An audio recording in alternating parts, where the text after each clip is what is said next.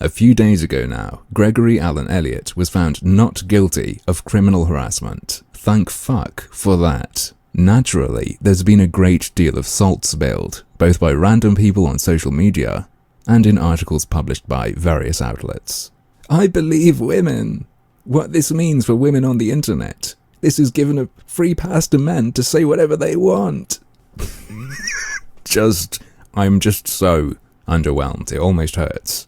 I try to read all sorts of stuff. I try to see if there's anything that can change my mind. But increasingly, it's apparent to me that the problem is these people who think there's a problem. The perspective they've chosen to take is the cause of all their troubles. And this is exemplified by an analogy I keep seeing repeated. It goes something like this. You wouldn't accept a man following a woman through the park and shouting these things at her. So why would you accept it on social media?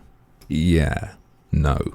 I bet you've seen some kind of point like that being made. It really doesn't line up. But I bet if you could convince yourself it does, the internet would become a fucking horrifying place for you. I personally think if we're going to talk about internet harassment, you have to look at it directly as what it is. And I think which platform it's on matters a great deal. And I think there's also a huge problem with how people view different social media services. Twitter in particular is treated too personally. And people using their face and their name and some details about themselves in the bio lends to that. You end up with these accounts treated almost as if they're the digital representation of that person standing in Twitter's cyberspace, as if their tweets are the words coming out of their digital self's mouth.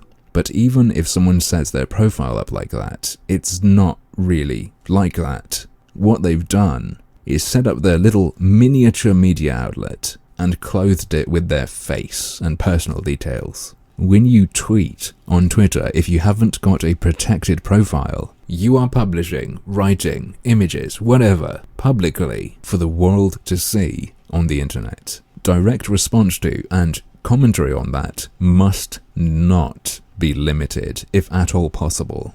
Sadly though, as I suggested earlier, if someone wraps their interface with the internet, the account they use to put writing out there for the world to see, in their own skin, suddenly people want your miniature outlet to have the protections of a person, as if there's someone standing right there next to you. You know, they want it to be looked at as a woman walking in the park and having a man shout at her.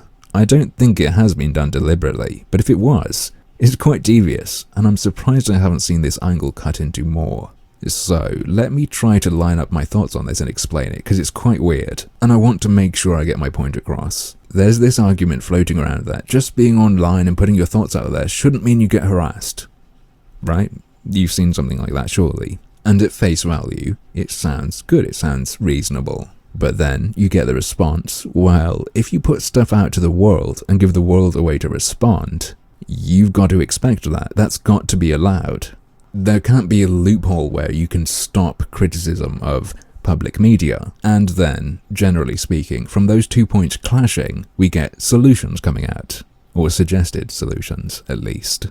I'll try to give the two general sides nice names, so I'll call the side that thinks you shouldn't get jumped on when you're on the internet, I'll call them anti-harassment. That's nice enough, right?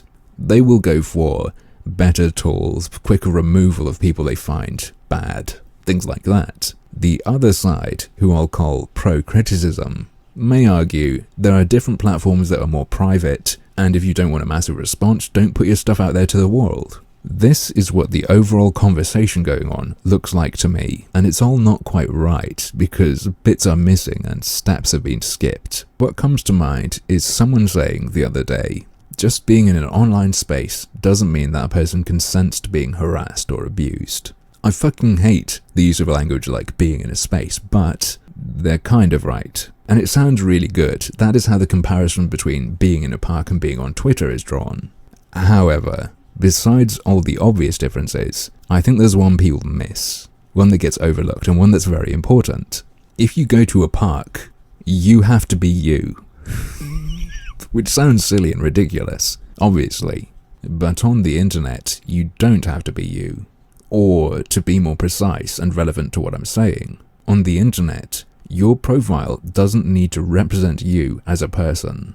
It can be anything. It's almost like having a magazine where you've got to pick the name and front cover. Some people go for their own name and their face and have it controlled just by them, but you could call it anything, have it look anyway, have as many people as you want contribute or control it. It's all down to your choice. But for some reason, if you make it look like you, reading your public output is treated like stalking a person. Commentary that notifies the account owner that it's been made is treated like shouting at a person. I don't think so. Not with the way something like Twitter works. Now, it can get more complex if what we're talking about is an extension of something else. But regarding what occurs within the confines of social media, when you choose willingly to wrap your online presence in your own skin, you have decided that response to and commentary on what you publish will be directed at you as a person. If you do this, you have taken a step to make the personal public, when there are alternative ways to have a voice. This cannot be allowed to mean the writing you put out there has you as a meat shield standing in front of it. In fact, I'd say it goes the other way. Turning you into a kind of brand, no matter how small the scale, means to me that you've made you fair game to criticize or comment on in the same way you would media. And I think that commentary and criticism should be supported in the same way.